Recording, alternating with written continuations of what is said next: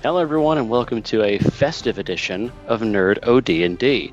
And we are joined today in the hot seat, in the DM seat. It's not your Doddy, it's your Dave. But our team today of our plucky adventurers? No, not adventurers. Performers and musicians by trade. Yes. They are Dan with Ronald Trumpet. You don't want any more than that just yet, do you? Well, no, we'll come back to instrument, back. Key move, etc. Yeah. Sean, Steve, what you got? Oh, my normal character's name is Bono Rail. Mm-hmm. What would be the Christmas equivalent of that? Oh, God. It's just Bono. Oh, I like it. And everyone's getting a U2 album for Christmas. Yeah. Reg, what you got for us? I am Francois Buntimus. Original. I was thinking, is he going to make it Frank Bunty? No, of course not. Oh, no. Cool. Okay, cool. And Doddy, normally in the DM seat, now you're driving one single character, and who gets the honor of being your vehicle? I'm playing Norris. Norris. You can't pronounce his actual name. So everyone settles with Norris. Interesting. And together, you four plucky musician-y types form who? Who are you? People must know the name. We are the Bare Naked Bards. Surely it's the Bard Naked Ladies. No, we are the Bare Naked Bards, and it took us 1 week to set that up.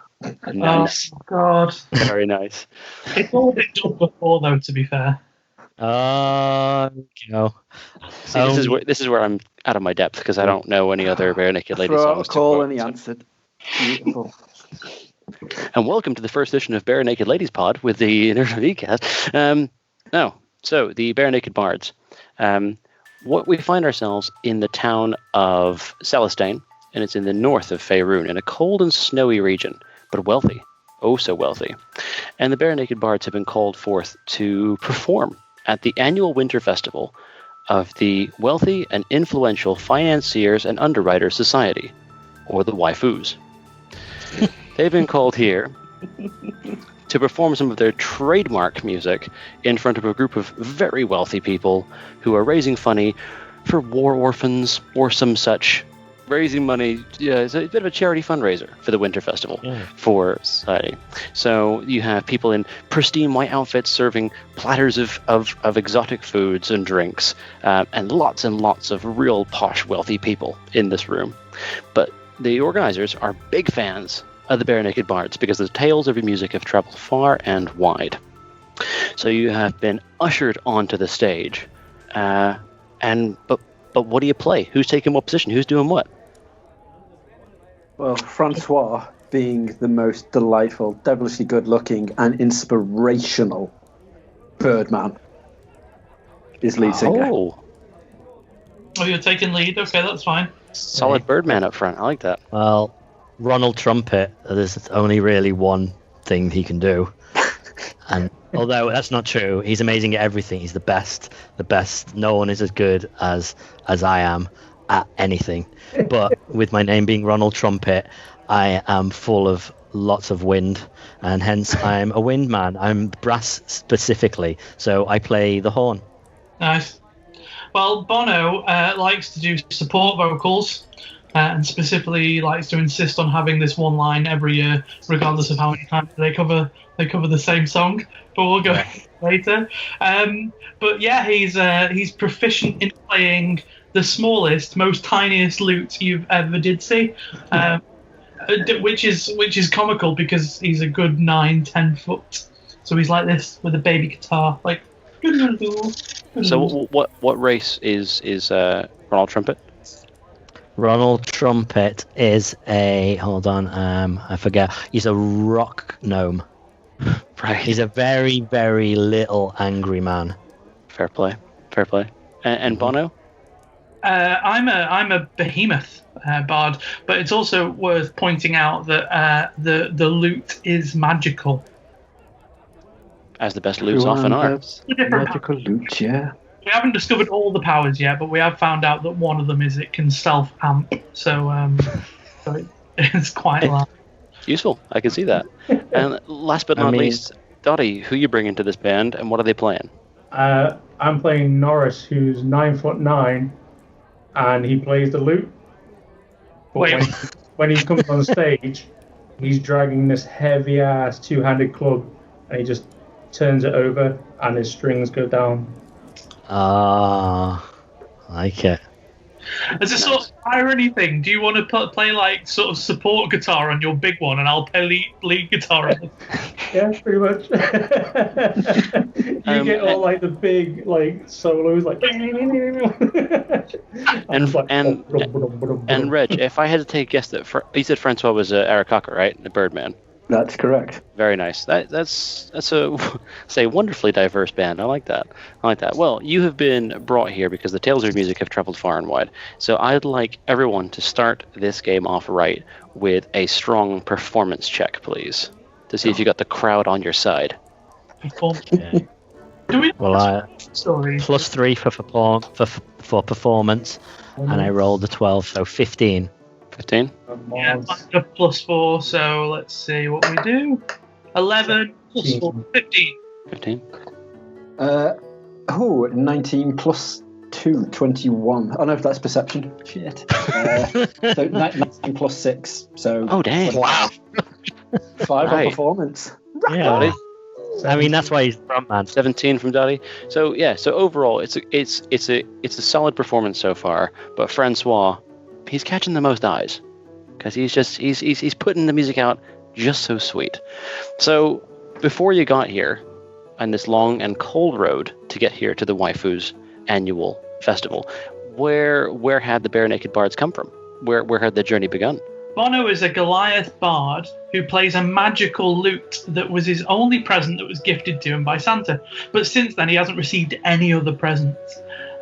He's captured an elf on his travels, and he keeps him with him, hostage, until to give.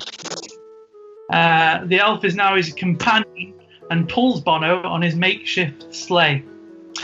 They have matching jumpers made out of pine needles, and what Bono hasn't realised yet is that he's not a Christmas elf, but in fact he's just a normal gnome. Bono calls him Jingle McCringle, but he prefers Phil. Wait, so you have got a imprisoned gnome with you? Yeah, he's in the back. You understand I'm a gnome?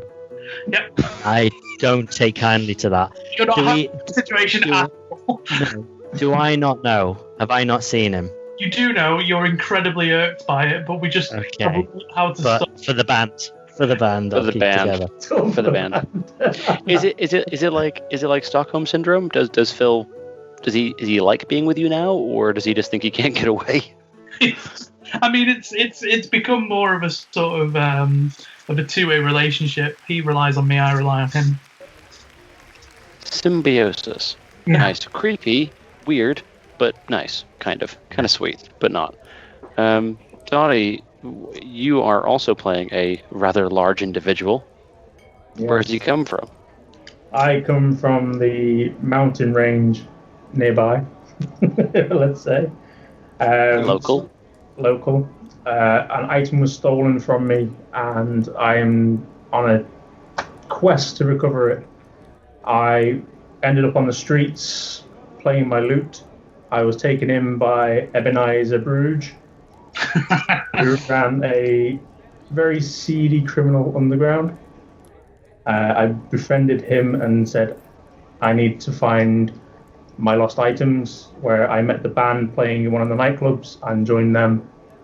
But I'll always have a bond with Ebenezer, and he's my go-to contact if ever needs be.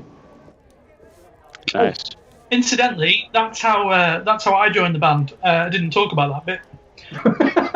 Being in the slave trade. I was in a bar, and Dan spotted that I had this elf imprisoned, and came over to talk to it. And we got talking, and I was like, "Can I join your band?" And Dan was like, "All right." So just to clarify, you have an imprisoned gnome, but you think he's a Christmas elf. Yes. He's got 2 now. In his head. So in my headcanon goes to the idea that Francois and Ronald were like a proper like Simon and Garfunkel duo, like just jamming out together acoustic, and then suddenly these 2 massive dudes just attach themselves to the band and just kind of transform the sound somewhat. The only reason why Dan's invited me in is to try and free this little elf. He's a gnome. I didn't think you knew that. I didn't think you'd work that out. Sure, there's a sort of backstory going on there. Either that or the fact that my persuasion's 6 plus 6. So either I got in good with Dan, or Dan's like he's in it for the long game. Chatted him up real good. Nice. Ronald, did Ronald form the band with Francois? That's what it sounds like at this point. Yeah, absolutely. So, I mean, as a person, Ronald Trumpet has got very high aspirations, and one day he's certain he's going to be ruler of the land. Everything that I do, I'm the best at. Nobody does things better than me. I am the absolute best of everything, including, as it turns out, being a bard. I spend most of my time, though, writing down every single one of my thoughts and trying to share them with the world. And I do this by writing them down on parchment and attaching them to tiny birds and sending them out into the world. And I came up with this. It was me. I invented this, and I'm going to call them chirps. And that's what I do with most of my time. And that's not my day job. And being in the band isn't my day job. I only joined just so I could prove to the world that anything I want to do, I can. I just need to think it, and I can do it. I can achieve it. So you've gone from sugar to Trump, is basically what you're telling me.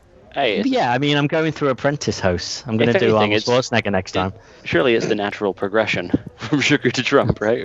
Yeah, exactly. I'm the best bard. There's no better bard than me. No. And Reg. Yeah, that's Robo-Trump right there. Reg, Francois, what brought him into the musical fold? Well, Francois was always thought by all to be the high flyer, top of the pecking order, but Francois wanted more. So he fled the motherly nest of home in order to search for that one thing he knew was owed to him: fame, fortune, more fortune, and godlike status. So with his one birdman band set up of multiple instruments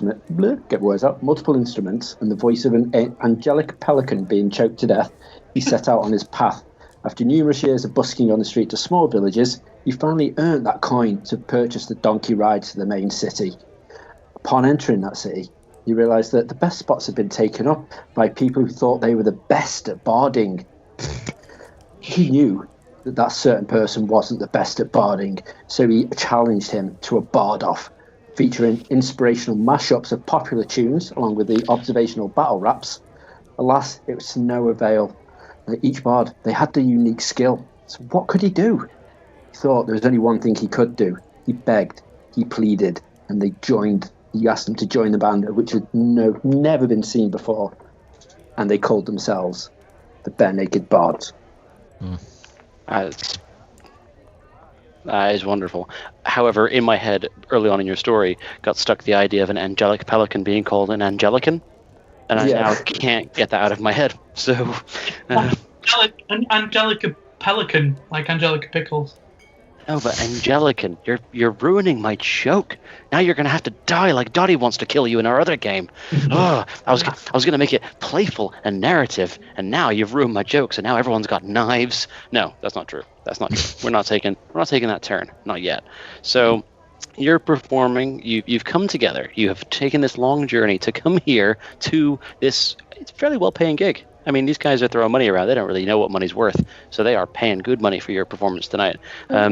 So they've set a high bar. They want you to be entertaining the crowd. It's a good-sized crowd here, probably 100, 120 people, kind of milling around, schmoozing, eating expensive. I was going to say foodstuffs. That makes it sound not fancy. All the fanciest Dijon ketchups.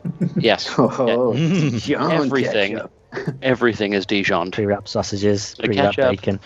the meats. Everything is fruit roll-ups. Everything is Dijon or somehow salted, but in a way that doesn't make it taste salty. You know what I mean? Anyway, So you're performing up on stage. You're rocking out. I would like you all to hit me one more performance check, please. Performance check. Okay. Brill. I rolled a 4 plus 3, 7. 8 full, which is, I don't know, 12? Yeah. 18. 21. Oh, Nice. so there's a few bum notes in there, but Francois and Norris kind of carry you through that song, and you see, unfortunately, Ronald, you hit a couple of off ones. People kind of go, huh? But they're all right. They're mellowed into it, so it's okay. The drinks I'm are meant flowing, to do so. that. Everything I intend to. You Happens turned it exactly into as I straight up planned. like jazz flute style freestyling. It was Exactly. pretty good. Flames Pretty good. coming out of my trumpet. So while you're performing on stage, and you say it's a good set, not a rowdy crowd, so you can kind of make it your own. Obviously, people are handing around food and drink. And I'd like you all to make a perception check for me. Oh, God. God, this is where we roll bad. Oh, we go +1. 14. 10. Boom, 16. 12. Oh. All right. So in my head, you're standing further back because you're a big man, Bono. But you're looking out at the crowd, and one thing strikes you as weird. You've played a lot of gigs in a lot of places with this band and elsewhere with your gnome friend, sometimes without. And what stands out to you here is the fact that all of the waiting staff, although they're wearing like white kind of smock type things that are all very pristine and very well pressed, they all appear, most of them, if not all of them, appear to be wearing quite like their boots give them away. Everyone's shiny and polished, but a lot of the waiting staff have got quite scuffed and dirty boots, and it kind of stands out to you because you played a lot of high profile gigs before, that it doesn't feel to you like the way these serving staff should be dressed. Okay, as I'm playing, I'm gonna go over. Doddy, what's your character called? Norris. I'm gonna go over to Norris and pretend like we're doing an amazing like we're playing to each other like they do at bands. You know, when they walk over and then they're playing. Yeah. Oh, mummy. To him, and as we're sort of playing with each other, as we're playing, I'm like, have you checked out the wait staff's boots in this place? Like whispering to him. It's not obvious that we're talking, but just get that message across to him just to let him know what's going on. I'll check. I'll look. Once we've done our little bit, I'll spin towards the crowd and start edging forwards and like make eye contact with the rich people, then a few of the bus boys and servers, and just check them out. Okay. And with this heads up, you too notice that, if not all, most of the people sort of serving things thereabout, that you get to sort of knee length, and then you start seeing that the clothes are a little bit shabby, a little bit worn, and it could just be the wait staff come from a poorer class in this neighborhood, but it just feels a bit off to As you. doing a solo, I'm gonna do exactly the same thing with the other members of the band just to fill it in. Just imagine this 9 foot tall guy just wandering on the stage going, check out the boots. Well, you wander up to me. You wander up to me, and I'm still not over the whole keeping a gnome as captive, as a pet thing. So I just turn my back on you and walk off to the other side of the stage and just ignore you. Right. So I still don't know. Okay. Solo. Engage with me. I will engage. Then Red as well. Yeah, cool. Right, okay, so I will... can I do a perception check of the wait staff then, as I'm proper rocking out? What I'm going to do is, as I'm rocking out, because this is one of our high-profile songs, it's the one where it's quite heavy, it's quite good, click my fingers, and the crew here know to dim the lights. So all the lights go out. Nice. And I cast dancing lights, which creates up to 4 torch-sized lights in range, making them appear as glowing orbs that start hovering around the stage. And then and when I start walking, they follow me. So I jump off the stage, give a little squawk, as I sort of mint on through the crowd, giving it all, stroking a few faces along the way with my beautiful feathery goodness. And then I go past one of the wait staff, grab the tray, and as I grab the tray, I do a little spin and check out their attire. And I carry on singing, pass the tray back, and jump back up on the stage. What did he say? I'm gonna again, this is coming from someone who I know some of the rules. I don't know all the rules, so I'm freestyling here. Doddy, don't get upset with me. Don't get upset with me. Reg, I want you to roll an investigation check for me. You're kind of searching them down as you're doing it. Not 20. Are you serious? Yeah. Right. I Okay. love Birdman. Birdman is my character for good. I'm not going to ask you for evidence of this. I'm just going to go with it because I like it. So, Francois has been around. I presume Francois has seen a lot of the continent. He's been here and there and everywhere. And what you notice from your quick glance in a magically illuminated waiter, I guess, is those are almost certainly military boots. Like you've seen that type before on soldiers in other parts of Faerun. So you're pretty certain that those are the kind of boots a soldier would wear, and not just what someone would pick up at a local market. Dave, am I close to any of the servers close to the stage? Not really. You guys get drinks and food after, sort of at your midpoint of your set. They don't come near you until that. How many people are close to the stage? Well, you've got your kind of your big fans who are kind of a few drinks in and really getting into it. You've probably got sort of 10 or 15 of them milling in front of the stage, having a little dance. We got groupies. Right. That's right. It all goes right. Who knows who's going home tonight? I want to get closer in on this, but Bono's getting really excited by the whole vibe. So Bono, without really thinking it through, stage dives.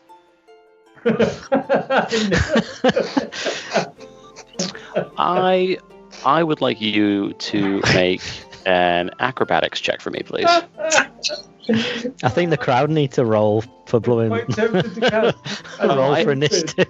I think he's going to land on him. Strength? I'm quite tempted to, as you jump, I cast Thunderwave so you go further. What am I going to say that one? +3, let's see. 12 plus 3, 15. Right, so you manage to, as you dive off the stage, you kind of aim for people you kind of think might bear your weight. And luckily, a few of them kind of saw you heading to the stage, and although they hesitated, they're like... And you jump onto a few people who just about carry you. I mean, you're 9 foot tall. I presume you're heavy. I mean, how are you? 300 kilograms, I reckon. Sorry, 300 kilograms, you just say? Sorry, 660 pounds. Is that what we're saying, right? Yeah, okay, cool. So yeah, you catch a few people by surprise. A couple of the guys in the crowd, they kind of bear your weight. You do knock someone over, though, because they try to hold you and just can't, so hit the ground. You cause a bit of there's a bit of a commotion there for a second, but as they kind of carry you for a second and then deposit you, I want you to, in the moment when you put them down, what do you say or do to them to make them get into what you just did and not think you just attack them with your body? Not just attack them with Free your love, baby! I shout. I point at the nearest person who looks like a massive fan, and in the best Irish voice I can do, shout, "Tonight, thank God it's them instead of you!" Are you pointing at the people who fell over? Like, do you know what? Roll performance. Okay. Because I enjoyed what you did, but did they? Let's find out. 12 plus 4, 16. 16. Yeah, they're into it. The person on the floor, they're kind of like, fair play. Okay, that was kind of cool. And the guys they're like, yeah. And they kind of, are you getting back up on the stage, or are you staying up in the crowd? I'm gonna, while I'm down, because the whole point was to try and get closer to the servants and stuff. So I'm gonna carry on working the crowd. I think whilst with the ulterior motive of just checking those guys out. In my head, you formed a kind of impromptu conga line with Francois, so he's off working the crowd, and you're following him through the crowd, and eventually the two guys are going to get the stage and follow you as well. Are you up for that? A fucking kick-ass conga line. We do like conga lines. Christmas conga line. Christmas conga. So, all right. So yeah, you're working the crowd. You can see where Francois is working himself. And you can see there's a few people on the side who are kind of like the organizers, like the kind of the council that put together this like party, and they're looking at you guys jumping off the stage and running about. They're like, they weren't expecting it, so it's interesting for them to see you now just kind of walking through the crowd. Cool. Okay. So yeah, you guys are performing, and I guess it's you're getting to that point in that halfway part in the set where you can start kind of wrapping it up for your halfway through your break if you wish to. Are you finishing on a big number, or are you getting back on stage, or are you going to finish out in the crowd? Where are you playing this? We're saving the big hits till later, I think. Yeah, I think what we usually do at this sort of time, we all climb back up on the stage and we do a little impromptu number. A little improvised thing. A little improvisation, that's the one, wasn't it, Dan? Yep. That's the word I was looking for, not impromptu. So we have a look around, a little observational, see what's going down, and then we just come up with a little jingle between us, make everyone laugh and be like, oh yeah, that was about us, classic comedy. And if it doesn't work, I'll cast hideous laughter. Because as long as we've got laughter, we don't care if it's hideous. Well, Reg, you said the magic word, so now that you said if it goes well or it doesn't go well, you're doing that. You all need to roll performance for me, please. Because I need to see whether Reg is going to brutalize the crowd with magic. 17. Nice. 17? Well, 23 actually, because 17 plus 6. Sean, did you have yours? All right. Okay. 12. Okay. Again, it's that mixed bag where some of it comes off, some of it doesn't. But then Francois, you nail it in the last minute, and people are like, "Oh damn, they're talking about us! This is so cool," and they're into it. Sweet. Right, what's the plan? To a close. Who's going to do the old good night, taking a break? Who's taking the lead on that? It'll be Reg, won't it? He's the lead singer. Mm-hmm. They'll be like, "Thank you, waifu! We are just going off for a quick 5-minute interval. We shall be back. In the meantime, enjoy." And then I cast Silent Image, and Silent Image of a huge disco ball with interchanging faces of the band. Of us? Bards.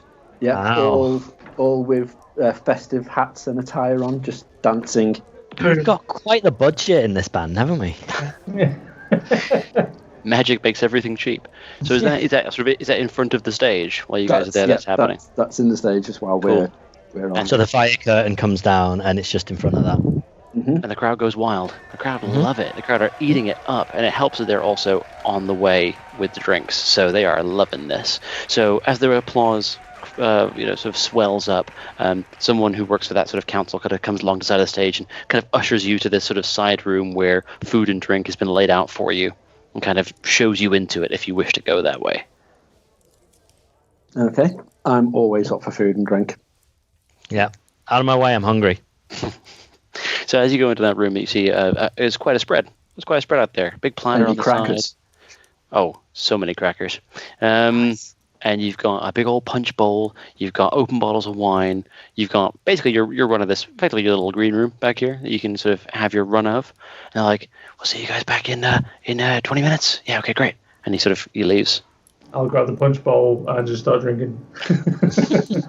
Like it's a cop. Yeah. Finally, proper drink.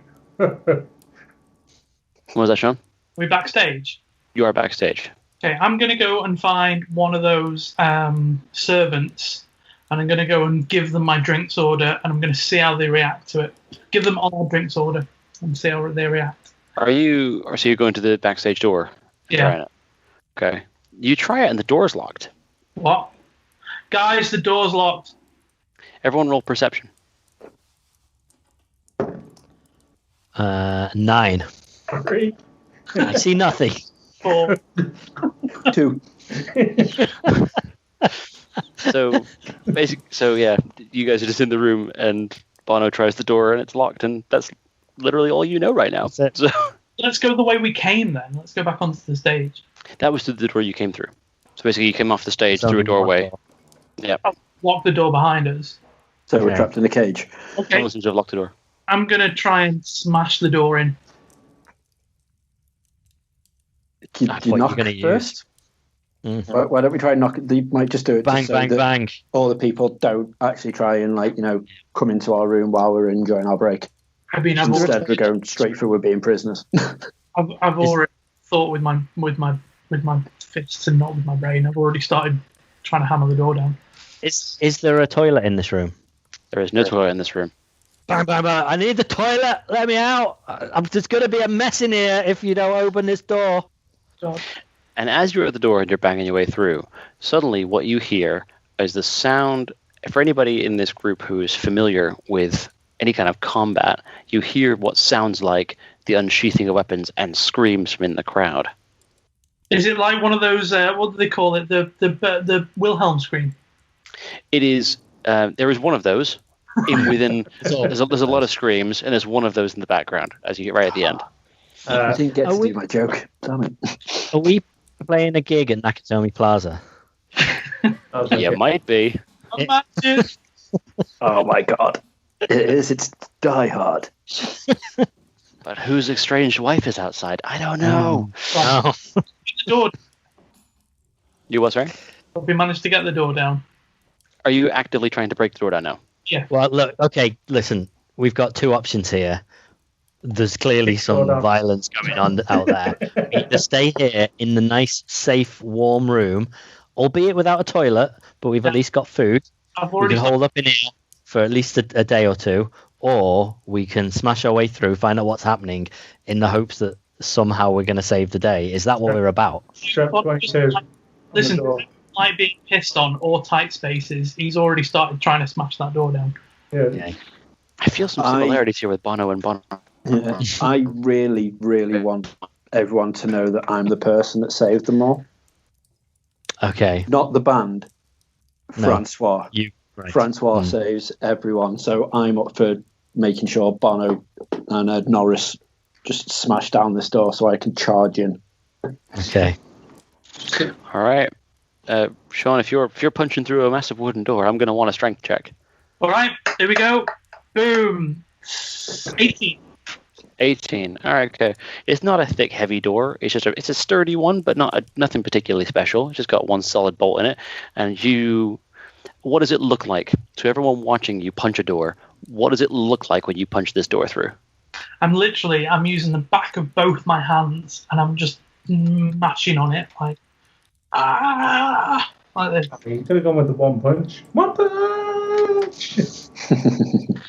Apparently Bono's style is, let me out, but strong. So I pick up the cage that's holding Jingle McCringle, and I just throw that at the door. Well, in your battering it with your arms, you've managed to weaken the lock enough so that when you throw the cage at the door goes through, and so does Jingle McCringle into the other room. Jingle McCringle, go scout ahead! Yeah, he's not a Pokemon, he's a gnome. Gnome.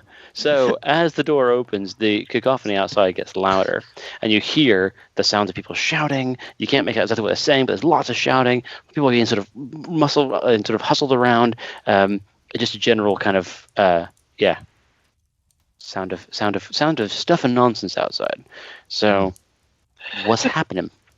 Let's go. We have a look round. Perception? Yeah. Right? Yeah, go for it. Okay. Weirdly, no one's noticed that you've bashed a door through, so...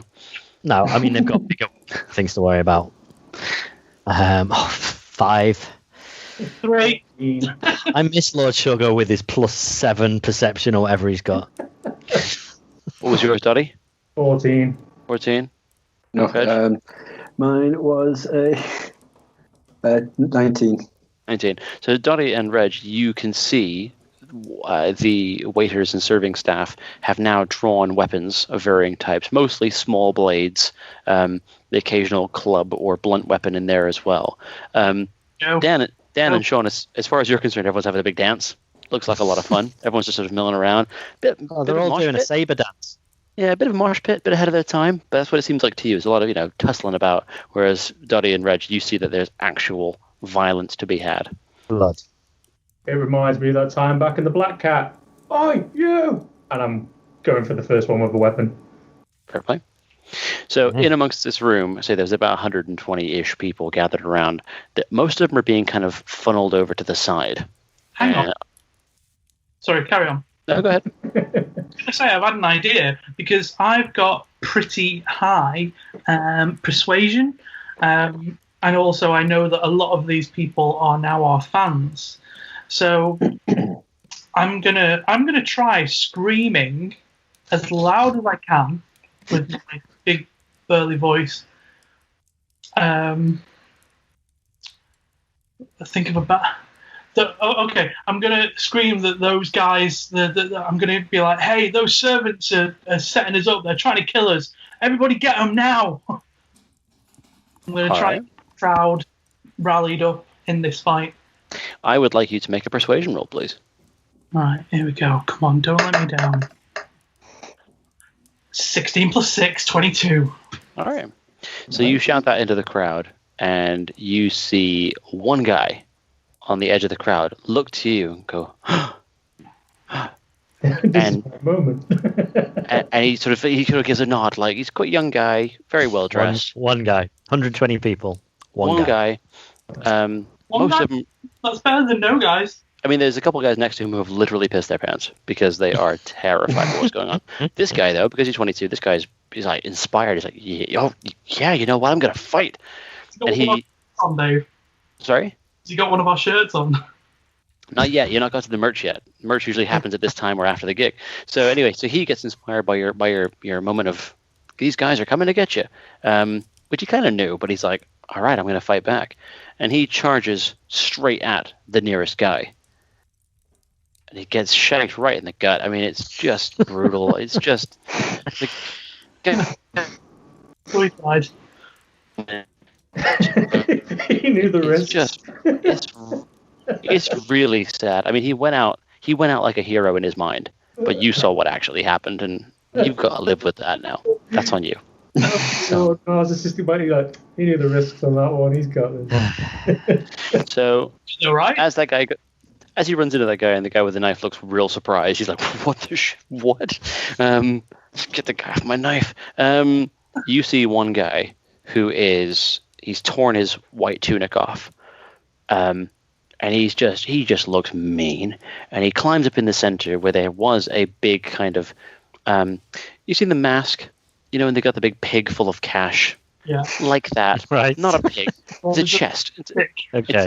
It's a big chest, and everyone's been putting some cash in it throughout the evening, on like a central kind of dais in the middle of the room. Kind of halfway in from where the stage is. And this guy has stood up on top and put his boot up on the chest with the sword out. He said, "Listen, we're here for the money. No heroes and no bodies." Jesus. I'm So what still do you going do? over. So Doddy's running in. I see a fight. I'm going for it.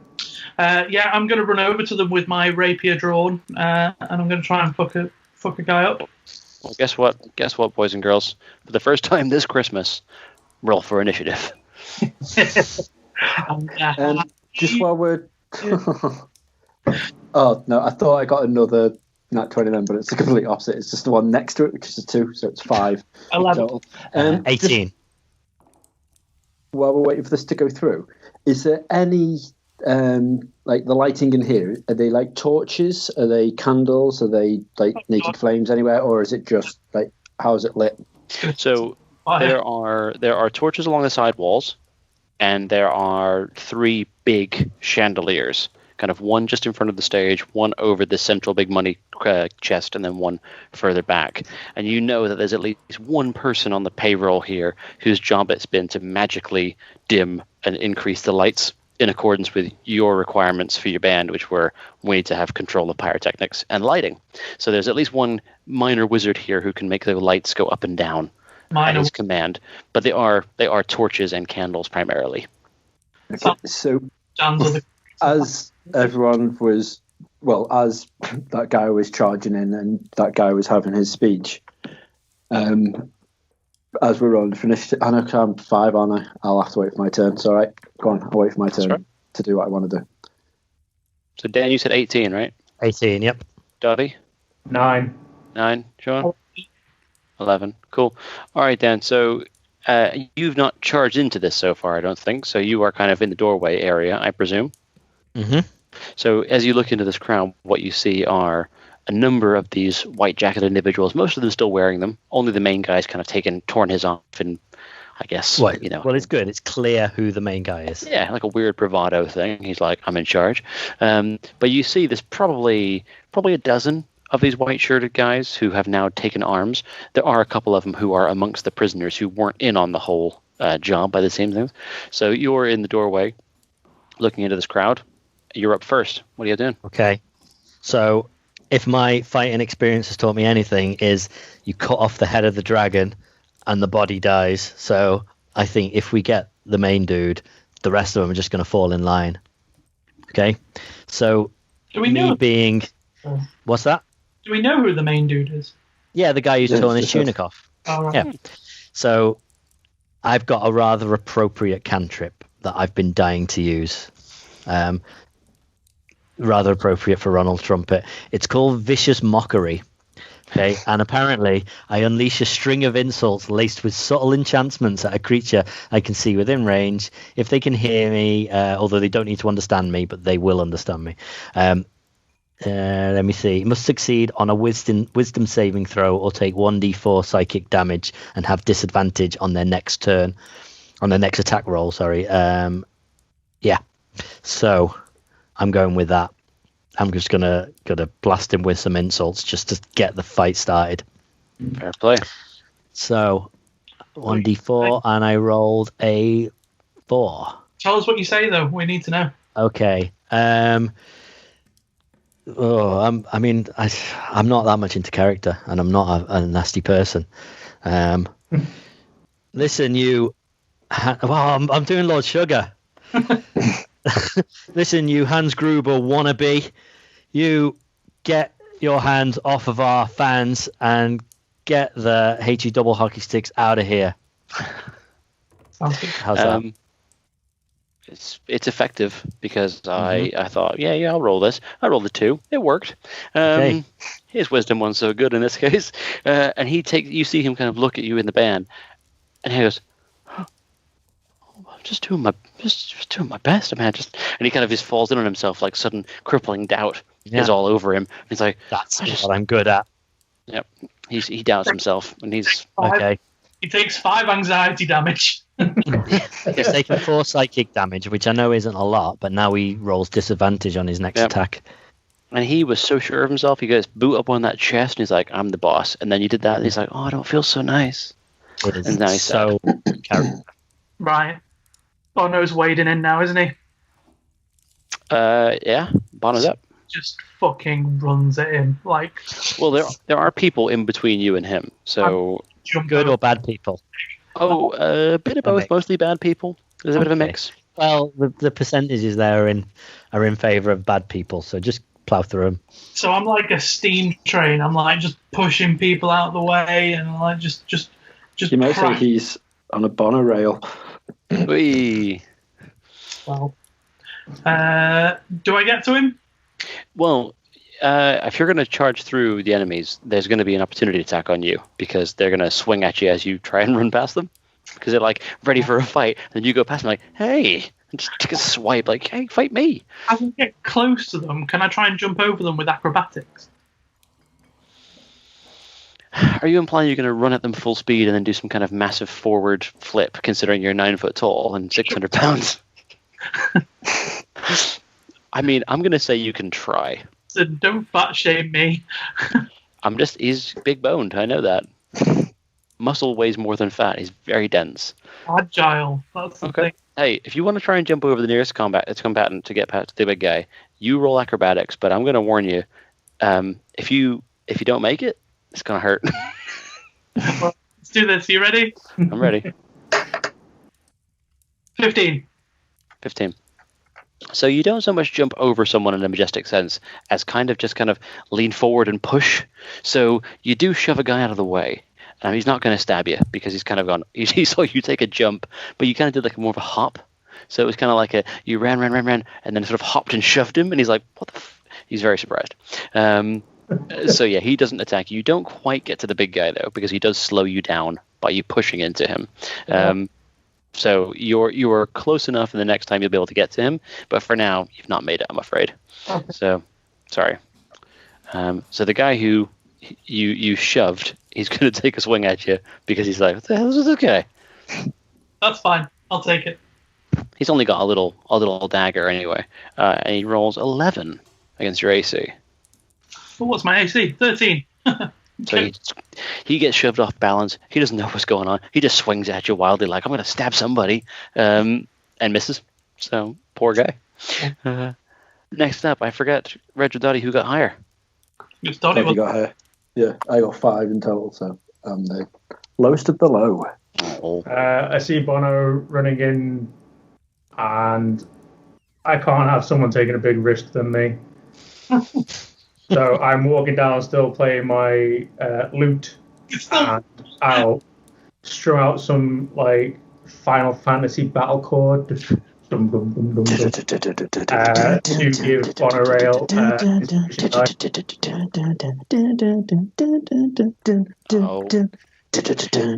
Reg has gone and fucked us. Reg has fucked us for copyright. He's fucked us for copyright. That's it. We're done. Then I'll approach the one that was attacking Bono from behind, and then I'll swing.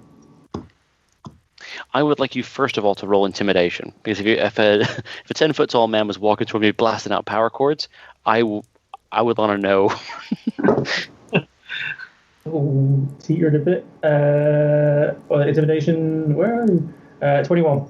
Yeah, so basically the guy who you're walking towards, blasting out the chords, he notices, he sees that you are a big man with a big lute. Make of that what you will. And he actually drops his knife. He's going to get the lute to the head. Fair play. I mean, you told me it was coming, so. Yeah, I warned him.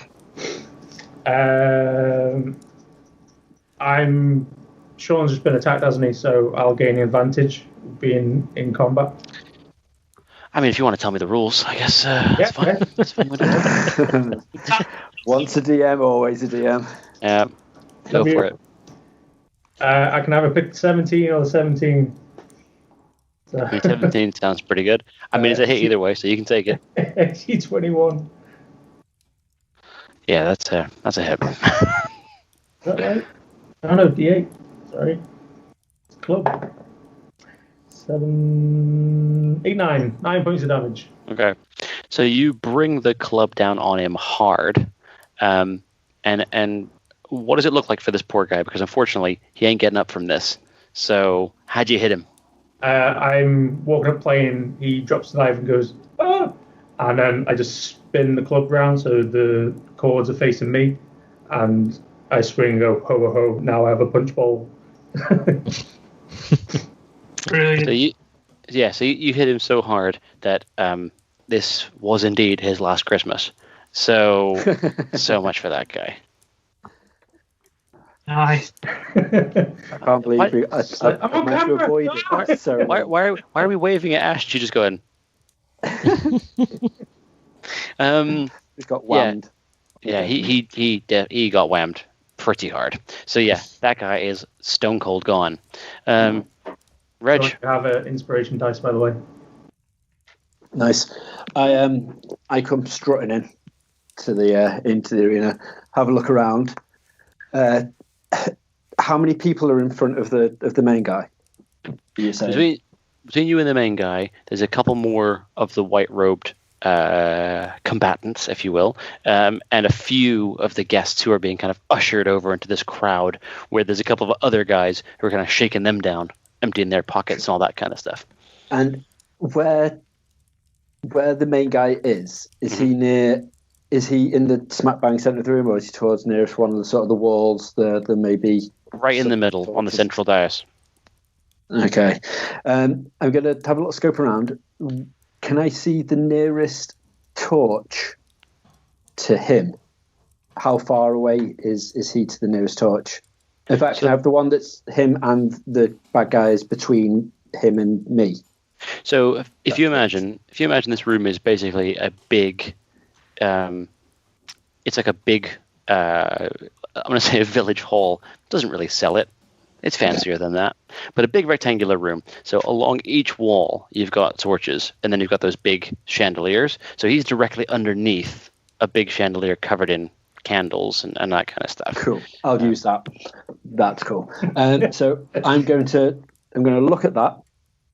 I'm going to look back down, give a little smirk to myself, and then use my power of flight. It can do. Instead of doing something you're useful a bird, aren't you?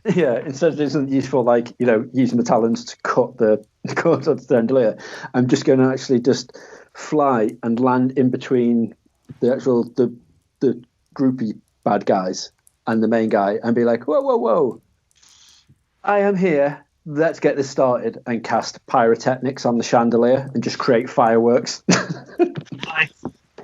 Do these fireworks do damage, or is this just for show? It's mainly for show, but the next time a bad guy rolls that's in 10 foot of the chandelier things, if they don't succeed on a Constitution saving throw, they become blinded until the end of my next turn. Oh, okay. So is that if they take an action against you, or just if they're in that area? If they're in that area. Each creature within 10 feet of the target area must succeed on a Constitution saving throw, or they become blinded until the end of your next turn. I better roll some Constitution real quick then for those guys. Oh. Sean, just let you know, my inspiration to you, that D6 can be used as a reaction if someone hits you. So when they say hit AC blah, you can roll that D6 in combat as well. Sweet.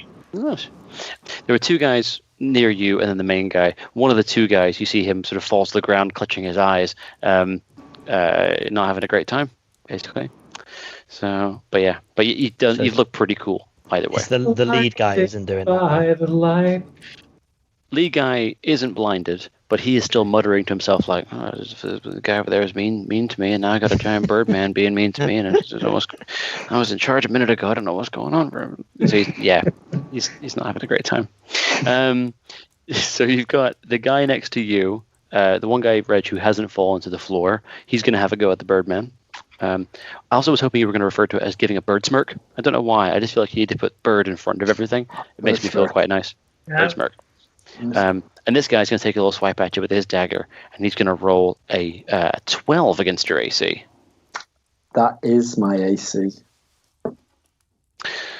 And Doddy, I know the rule, but just so the others out there can hear it from you, if your AC matches the attack roll, who gets priority in that? It does hit. See, I knew that, but that's just for everyone else.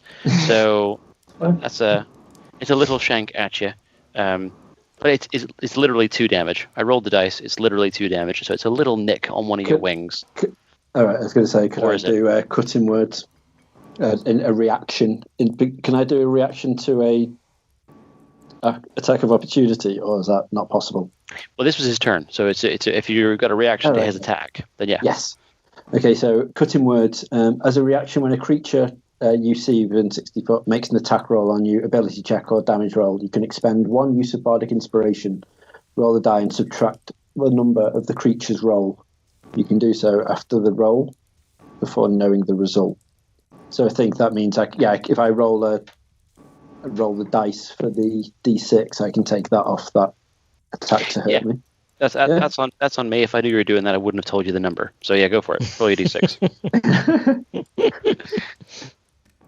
3. So he swipes at you. He does hit you, but somehow your leathery strong bird wings take no damage. I just look at him and bird smirk. Bird smirk. Okay, there we go. Worth it. I like it. Yeah, it was totally worth it. Right, so the only person near to you now is the boss himself. And I remember you saying, is it a disadvantage on his rolls, Dan? He is. He has. So he has a small hand crossbow. And he looks at you, Francois, and he kind of looks at the hand crossbow, and he raises it, pointing at you, and he's kind of a bit shaky with it, but he's like, I'm gonna shoot the Birdman. I'm gonna shoot the Birdman. I'm gonna shoot, and he's gonna roll shoot the Birdman. So, Oh man. 10 against your AC. So he goes to shoot. Sorry, that wasn't even with disadvantage. So it can only get worse than that. 9, lol. So yeah, he goes to shoot the Birdman and just misses. And he just tunk over here and just goes, I was gonna shoot the Birdman. I was gonna shoot the Birdman. So we come back around the top of the order. At this point, a couple of guys who have been shaking down the guests have noticed that there's actual combat happening. But they're a little bit over there, so you will act before any of they do. So top of the order, which I believe is Ronald Trumpet.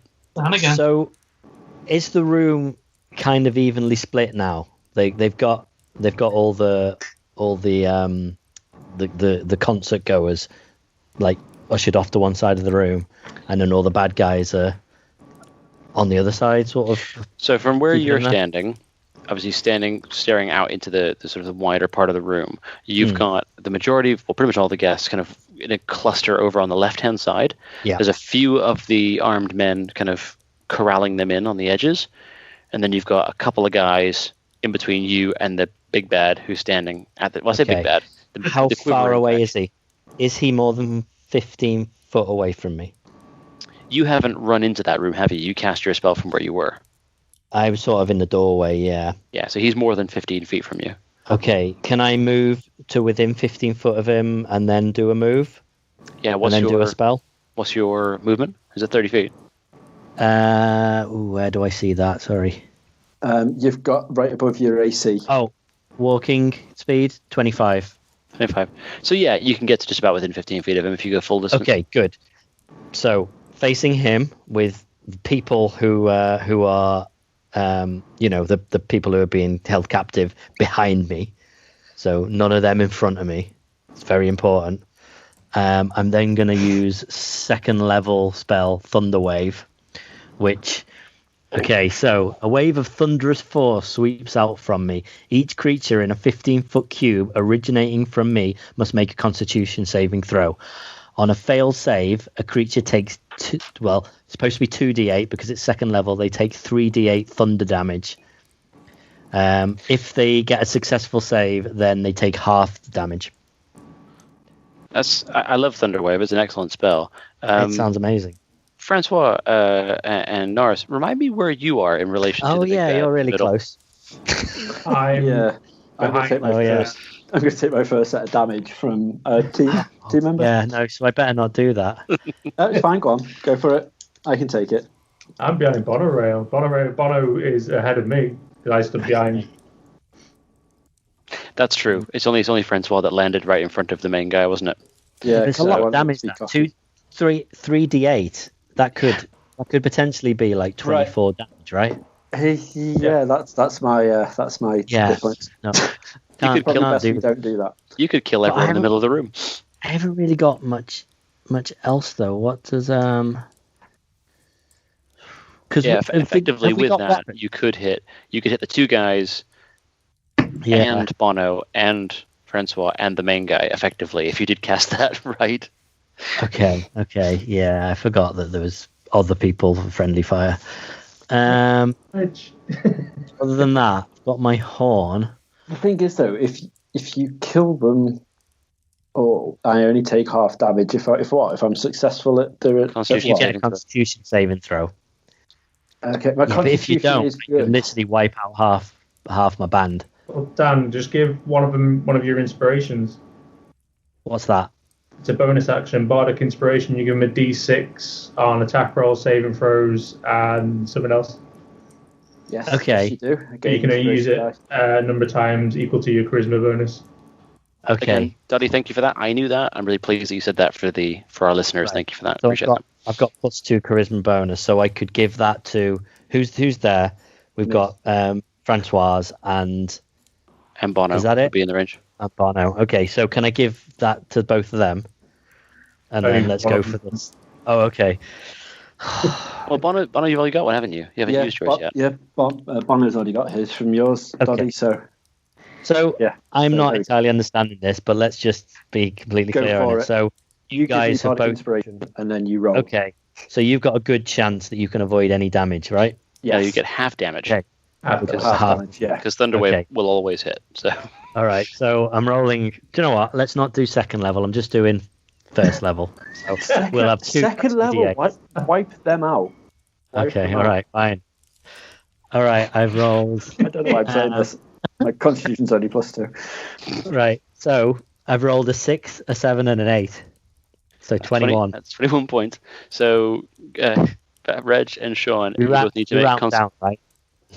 Right, so if I roll Constitution, Wait, I'm rolling a Constitution. Yeah, Constitution saving throw. What's the difficulty now? and we have a D6 to go with it. Use the D6 once you've rolled. So I've rolled a 14 Constitution.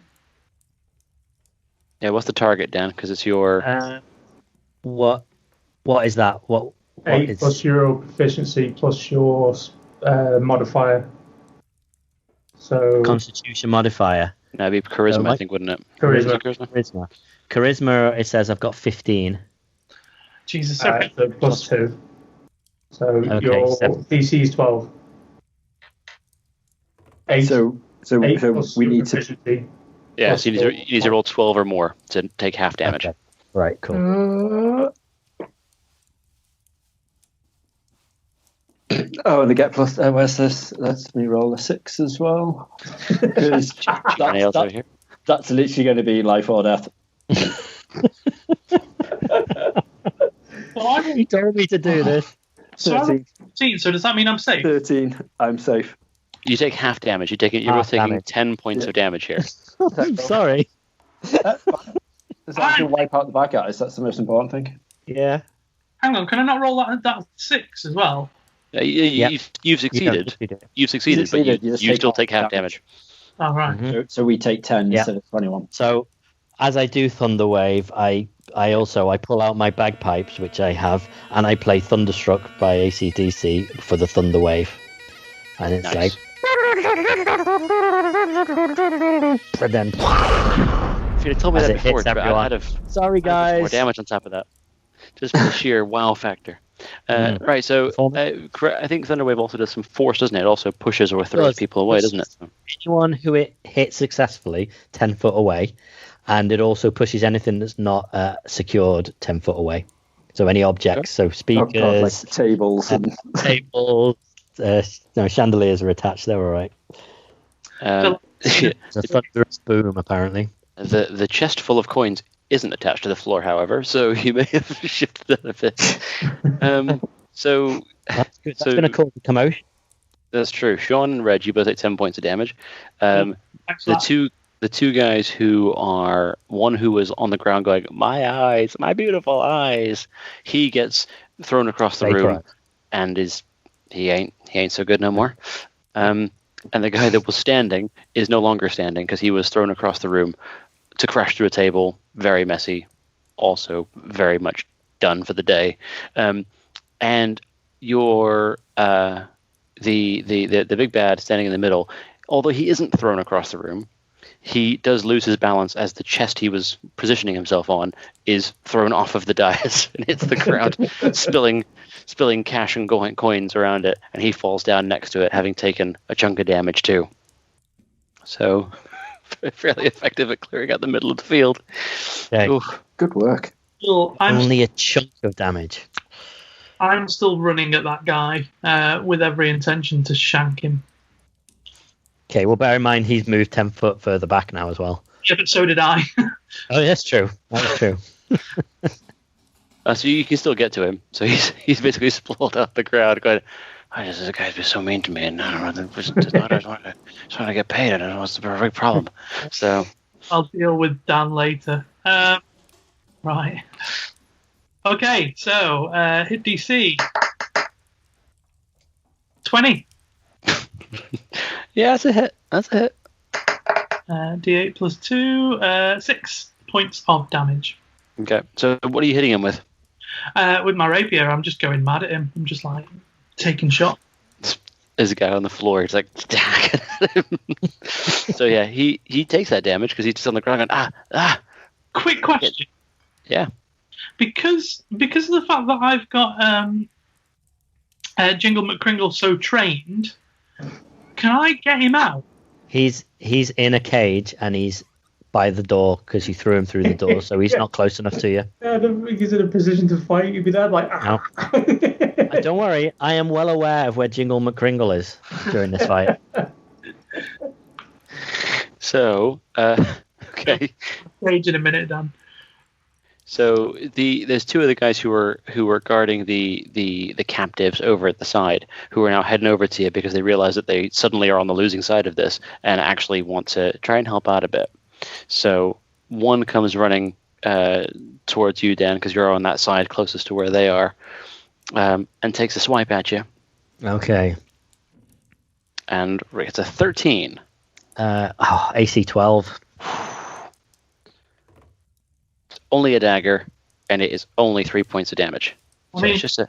It's calm. It's not. It's nearly calmer. It's not all the way down. Karma if it was a battle axe and it put 10 points of damage in him. But yeah, 3 points, just a scratch. And then Just but a scratch. and then who's up next? Doddy, isn't it? Mhm. Come on, Daddy, do something magical. Okay, I will walk alongside Dan and go 1, 2, 1, 2, sound check, and thunderwave. Level 1 or 2? Level 2, why not? Why not? I'm going You're to standing next to me. You're not behind me. The cube goes in front of me, so... Good. Perfect. Yeah. Thank you. Thank you. Sorry, so who are you? Which direction are you? Who are you thunder waving? I'm thunderwaving the guy attacking Dan in front of Dan, so I'll be on Dan's right side. Okay. I don't know who I'm going to get in that, but it'd be Wait, funny. that's yeah. I was gonna say. Okay. Am I in there? Oh God! I don't want to die by friendly. The guy Second attack side. Dan's side. And Doddy's kind of gone around to cast this. Cool. That's all right. As long as I'm not. How much damage, Doddy? It's a DC 12. Oh, don't worry, he's already failed that. Okay, I see. 12 points of damage. Yeah. This guy who took a swipe did a little bit of damage. He felt good about himself for about 3 seconds, and then you thunder waved his corpse across the room. He was dead before he left the ground, and he goes flying away. And if there's one, is there one left? I'll just point at him and go, stop it. He's not happy with himself. He's thinking, why did I made some poor choices in my life? Okay. Right, so Francois. So there's the big bad left, one other guy, and that's it. Yeah, as far as you're aware in this room, that is right. So, right. Okay, so I'll turn. I ask you to do something about the big bad because he's about to kill me. Yeah, I'll turn to Dan and Doddy, and be like Thunderwave and clap. No, I'm not going to do that. I haven't got any like damage spells because I didn't think we were doing combat after our conversation. So I'm gonna. How close am I to the big bad? Well, you're, I guess, at this point, because you flew and attack somebody else, or did you push him away? I remember, Flusher had made all of that attack. Yeah, I got thrown with them, I think. Am I in 30 foot of him? Yes. Yeah, cool. I'll I'll turn and look to the big bad and be like, there's 2 snowmen standing in the field. One goes, can you smell carrots? And cast hideous laughter. Is hideous laughter a saving throw, or is it an attack roll? So hideous laughter, it is a save throw. So a creature of your choice that you can see within range perceives everything as hilariously funny and falls into fits of laughter if the spell affects it. The target must succeed on a wisdom saving throw or fall prone, becoming incapacitated and unable to stand up for the duration. The creature with an intelligence score of 4 or less isn't affected. What was the DC on it? So the DC on this is a 12. Okay. So he rolls an 11. and he was already prone because you guys have been wailing on him, and he's trying to get to his feet. He's on his knees, and he gets 1 foot on the ground, like about to push himself up and stand up, and here's your joke, and then grabs his stomach and just keels, just full-on pratfall backwards onto his back, just laughing with a sick and twisted laughter that you hope you'd never hear again. Okay, and also now, if anyone else does damage to him, so at the end of its turns, in each time it takes damage, it makes another wisdom saving throw. And it does have advantage on the saving throw if it's triggered by damage. And on the success, the spell ends. So you can still attack him as long as it's all good, but he may fall back down again. Okay. Right, so from what you can see, having completed that, you still got one guy who's standing by the people with a bag to get their money and stuff. He's seen all this go down, and he is not getting paid enough to face another thunder wave in the chops. So he takes this sack of cash and goes running for the sort of this big door on the side of this place. Run away with his cash over his head. And just in my head, someone's going to thunder wave everyone. Just everyone's getting thunder waved. It's brutal. Reg is there setting off fucking fireworks and pyrotechnics. Meanwhile, Dan and Doddy are just fucking smushing people against walls. Oh, Jesus. I said be bards. I didn't say be fucking battle monsters. I assumed because Sean was in the party, he'd play a psychopath again, so I was like... wanted to outdo him. Yeah. Hey, if Sean's taking yours, I'm gonna thunder wave everybody. So no, so he's taken off with a bag of cash, and you see, there's a lot of dead people. There is a guy on the floor, crippled with laughter, and you see a lot of the guests who are suddenly not guarded anymore, all standing there, utterly terrified of what's going on. But then you hear a voice from within the crowd, and the voice sounds just annoyed, just fed up and frustrated, and he just shouts, "This was meant to be easy." and the crowd kind of parts around him a bit, and you see a normal looking human just wearing quite a nice outfit. He's one of the guests. You recognize him. He's one of the guests. He wasn't on the council, but he was obviously an influential chap because people were, schmoozing, rubbing elbows. And he just looks so just fed up. And he's like, you pay some guys to come in and do a job, make it clean. And we hired a band of just combat psychos, thunder waving stuff. It's a simple heist, and you guys come in and just smash the place up, and you kill a bunch of guys. I mean, granted, it saves the fee. I mean, don't pay them until they're dead, but this is just not what we had arranged. And he raises his hands, and he claps loudly. And cast Thunderwave. No, he doesn't cast Thunderwave. I would have accepted it. Yeah. But he claps, and as he claps, you notice the chest of cash begin to levitate.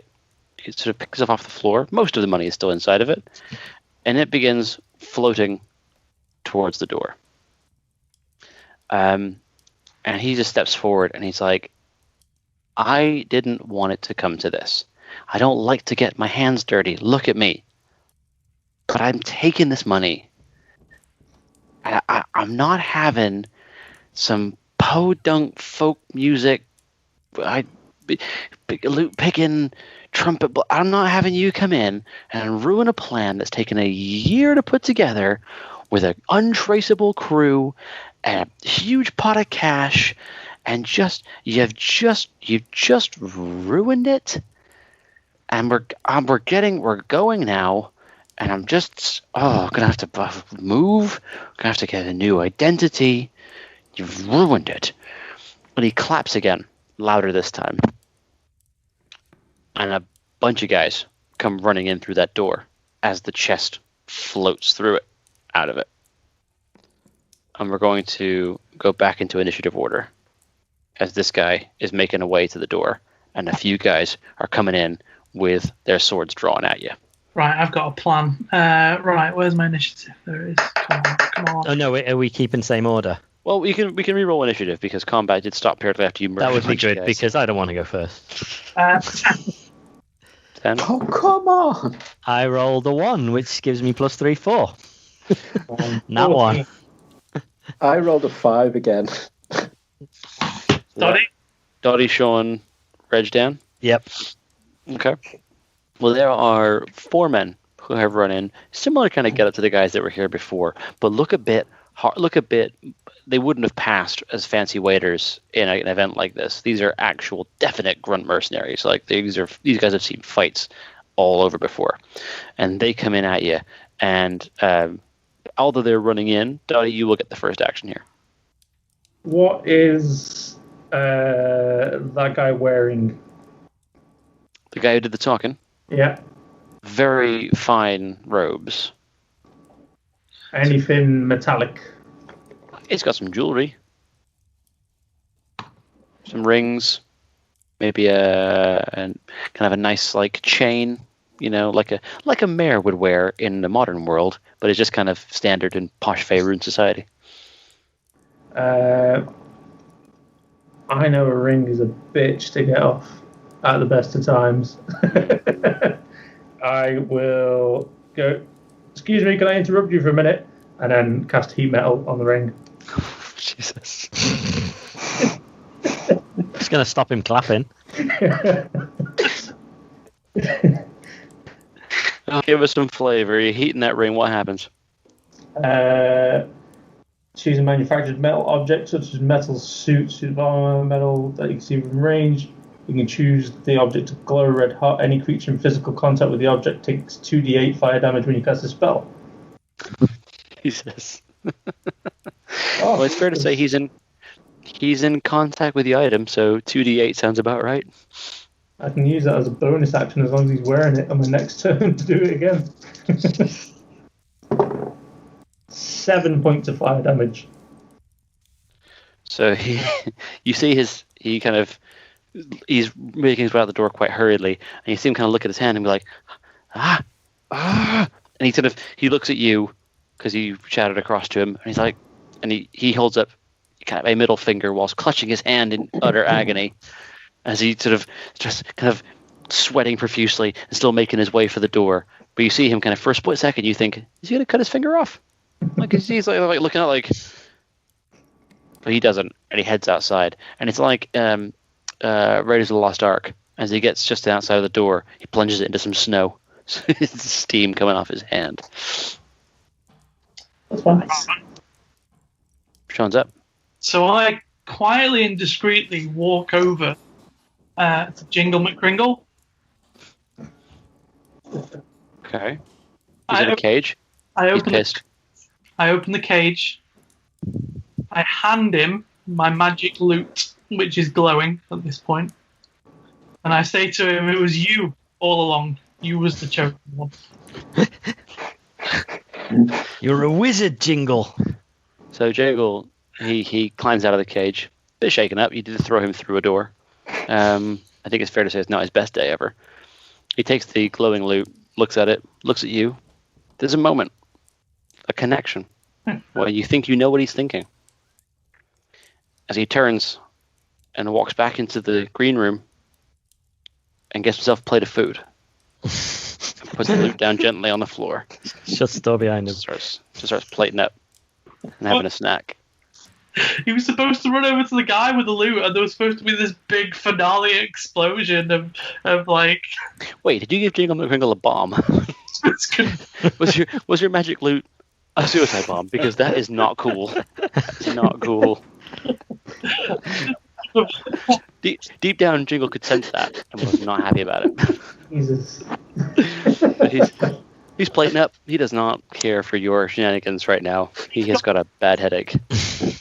Explosive. Wow. He's just put it down on the floor gently, hoping it doesn't explode. And he's getting himself a fine meal. And Reg, you're up. Okay. So as I was just looking, I didn't realise that I forgot I could do normal attacks because Like unarmed strike or something like that. well, I've got a weapon. Well, I start obviously because I'm a bard and I'm a manly man. Right. Of all men. Birdly man? Manly bird. Manly bird. Birdman. Over here. So I've got my Morning Star, my spike mace, because I use it as my microphone. So, in combat, I can... I was just about to ask you, why would a lead singer of a band carry a Morning Star? Thank you, Reg, for answering my question. So I take a look at the guy who is closest to me, but enough of it to give me a bit of a run-up to him. Thunderwave. And then I'm just going to, here comes Francois, here comes Francois, here comes Francois Buntimus, and then just twat him round the side of the head with a Morning Star. I will happily take an attack roll, please. 8 plus 1, 9. And you're a swing and a miss, sir. So it looks great. It looks great. Yeah. The song. Is it? Sorry, I've completely forgot. I rolled damage dice. Then I've got to roll to hit, haven't I? You can roll that. Yeah. 15 plus 3, 18. Okay, that one is a hit. So if you want to re-roll some damage dice, that's all good. Oh man, I hit top damage on that one as well. Now it's nowhere near as cool. Now it's 3. Okay. So you run up and you club this. You give him a little sing-song. For a second, he's kind of like, "Let's like this tune," and then whoomph, straight in the gut, and he doubles over. Yeah, you didn't like that very much. But that was my hit single. I'm sorry.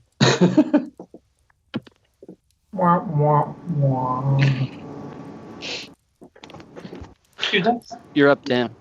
You're up.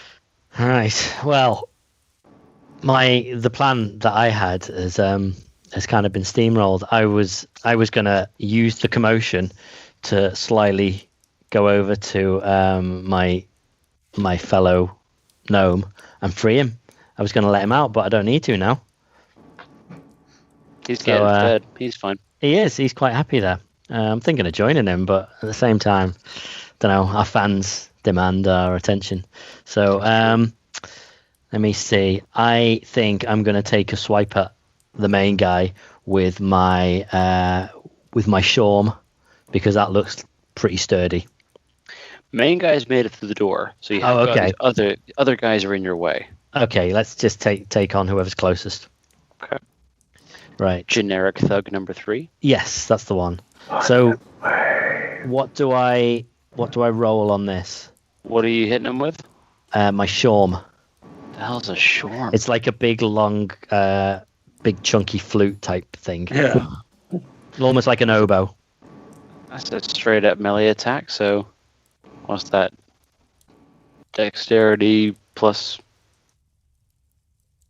I'm guessing it's dexterity. It's dexterity. So I roll 18 plus 2, 20. Don't matter. That's a hit. Okay. You were going to hit a man with a jazz flute. And then for damage, what do I roll? I'm guessing it's kind of a club type weapon. So, D6 plus strength. Is that too much? Let's go D6 plus strength. It's a heavy. Okay. It's a jazz flute. Okay. D6. Oh, I rolled a 1, but my strength is 0. 1. Like you run into this guy, you wind up, and it's Aqualung. He's like, "Ow, Jesus, that's it. Cool. Okay, Stop cool. it. Not cool, dude. I'm a fan of jazz flute." Right. So one of the guys is going to strike at Grunty Bunty. I realize it's not your real name anymore, Buntimus. Oh, and he's basically going to roll nothing. I mean, it's a 9. I presume your AC is higher than that. So, Grunt, who you've hit in the gut, he kind of tries to stab you with a sword and just misses. Just straight up misses. It's sad. And then, Dan, the guy you hit with the flute, he's a bit cross. Can imagine. And he rolls a 17. Okay, 12. Okay. And he hits you for 3 points of damage. So again, it's a bit of a swipe. Okay, down to 15, guys. Yeah, I'm and got a plan. Bono, remind me where you are. How far away are you? You've not engaged these guys, have you? Because you went over to free. Yeah. You're way over there. Well, I guess then The door for the backstage. to not leave you feeling left out, Norris, one of the guys is going to come and have a go at you. Yes. Against his better judgment, because you are almost 10 feet tall, and this guy's a normal human. And he's probably thinking, he runs up to you with his sword, thinking the whole way through that it's probably a mistake, but he's committed to it. So he's committed to it. And he's going to swing at you with a 16. Yes. Okay. And he's going to put some damage on you in the form of 4 points. Right.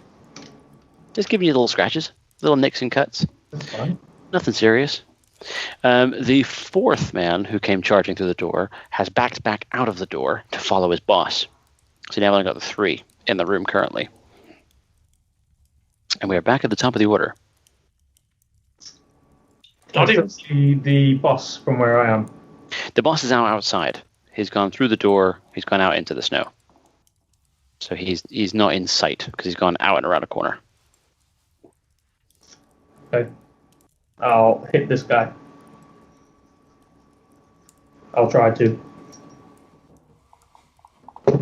Please be good. Ooh, AC 20. I mean, you know that's a hit. Yeah. This guy's squishy. Well, I don't know. You could change it. 8 points of damage. Yeah, I mean, this guy wasn't hurt before, but he's not in a good way. He is on his way out. Not quite. He's clinging on to a momentary hope for life. I'll use my last bardic inspiration to give it to Dan because he's in combat. Kind of. Yep. All right. Next up. Thank you. I follow Jingle Like, you're supposed to blow up Jiggle. to go and get back my Yeah, your loot. my loot, which I notice is glowing even brighter now. And as far as I understand, have we even taken any hits to the posh guy yet? The big guy. He's gone. He's outside. No. He's gone outside. I've hit him. Right. So I pick up my loot. I just glare at Jingle. Jingle stares you right back in the eyes while shoveling cured meat into his mouth. I say something like, "Fine, I'll do it," and then I follow the big bad with my increasingly glowing what seems like a bomb. Is this when you say big bad, do you mean the new robed big bad, not the guy who's laughing hysterically on the floor? Yeah. Yeah, okay. Well, he's outside, so you'd have to get past this current set of combat to get to the door to get outside. So this is how I see it planning out. The guys that are fighting, as I walk towards them, clearly going in a certain direction, they see that this thing is glowing more and more violently. It's actually starting to like shake. So they just like just like backing away, like making this little like gap, like Ace Ventura 2, where he goes shakaka to walk through with this angry magical instrument. You could move. Basically, it would take your turn at full pelt to get to just past this combat near where the door is. So you can do that. Yeah, that's what I'm doing. All right, cool. Who next? Okay, so it was me, wasn't it? So I've got that guy who's still in front of me. So I'm going to just basically look at him, spread my wings, fly up just a tiny little bit so my talons are at his face. Oh, I don't like where this is going. So it's like, yeah. And then I'm just like, come fly with me, and just start scratching the shit out of him while trying to grab him. Can I say I like the idea that you're going to say, come fly with me, and rather than pick him up and do something elaborate, you're going to say, come fly with me, and then scratch his fucking face off. That's a good point. I mean, I'm here for it. Don't let me try and dissuade you. I mean, if you want to claw the man's face off, that is your prerogative. If I picked him up though and flew with him, Is that possible? Because I could grapple, can't I? Yeah, if you're a strong bird man. Yes, I can grapple. Actions in combat, I can grapple. Oh, fucking yes! And improvise. That's both. So that's exactly what I'm going to do. Okay. I'm just going to grapple. I'm going to run at him, try and grapple him, and while I'm doing it, shit, I can't fly for grapple though, can I? Well, it depends. Are you thinking about flying and grabbing him with your taloned feet, or are you thinking about grabbing him and then? Yeah, I'll do that. That sounds more like it. Right. And I could be like, as I pick him up and I start flying up, I get as high as I can, ceiling. I'd be like, "You're flying without wings," and just let go. Don't get ahead of yourself, Chappie. You got to roll a contested strength roll first. I know this is what I'm saying. If this man don't want to get picked up. They don't want to get picked up by a giant scary bird man. Now, because I put everything in performance rather than strength, my strength throws aren't. Is it a strength throw? Is it a save and throw? Just straight up strength roll. Strength roll. Oh, 15 plus 1, 16. I like the way I had to check the plus 1, what the equal was then. I was like, 15 plus 1, which is 16.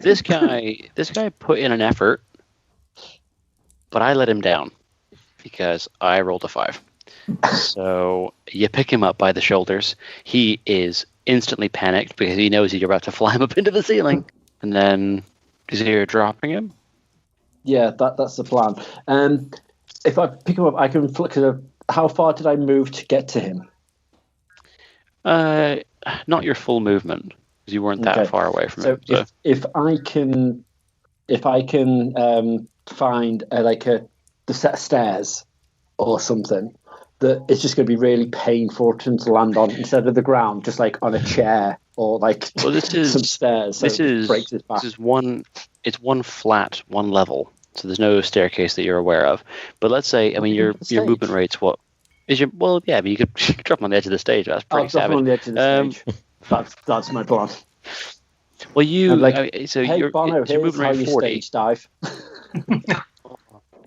Is your movement 40? It's not. It's nowhere near. It's 25. Oh, interesting. Okay. Well, either way, I mean, yeah, you can grab him by the shoulders, take off a bit, and then fling him at the corner of the stage. That's fair enough, I say. Roll me some unarmed damage, because I'm going to imagine that you're throwing him, and therefore you're going to inflict some. Okay, unarmed strike. My talons do have their own melee attack. Well, this is going to be just you're lobbing him at something, so we're going to go with it. Oh, no, that's 2 hit. Hang on, let me actually do it properly. 2. Unarmed strike is only a 2. I don't roll for that, apparently. It's just unarmed strike damage is 2. Okay. And what's your strength modifier? 1. Okay. So you throw. I mean, you've already wounded him in the first place, so he's not like 100% anyway. You've just picked him up. He's pissed himself, and you have thrown him at the stage, and he's landed on the corner of the stage. And although he's not dead, you probably broke his back. Like, you've definitely ended his mercenary career. That's for certain. And deep inside yourself, you don't really feel great about it because you didn't just kill the guy. You crippled the guy. And that doesn't feel. That ain't the way. But he can't provide for the family. He shouldn't have joined this group of mercenaries. There's good, honest work out there. That's one way of looking at it. But Francois Buntimus, can he reconcile with that? It's up to him. Yeah, that's your journey. Right. As long as I can have like a golden statue at the end of this of me. Doing that move, I'll commission it with my own gold because I'm a lead singer, so I can do that. Yep. I'll tell them what I want, and that's the image I want. So you want the output from this event that's gone horribly wrong, which you guys have then fought and murdered people. You want the output to simply be a gold statue of you throwing a man at a stage. Yeah, it's the front cover for the album. That's true. That's it. And that would sell. I want the image of him, like with his back being broken across the edge of the stage, as the new symbol that swings above the actual like name of the bar place we're at. I'm not sure you are gonna attract the right crowd with that, if I'm honest. But hey, it's your business. It's your band. It's your band. It's how I'm dealing with it. Instead of being all emotional about it, I'm just going all out. Fair enough. So that was Francois, slaughtering man on stage. Yeah, and I believe you're up next. How do I follow that?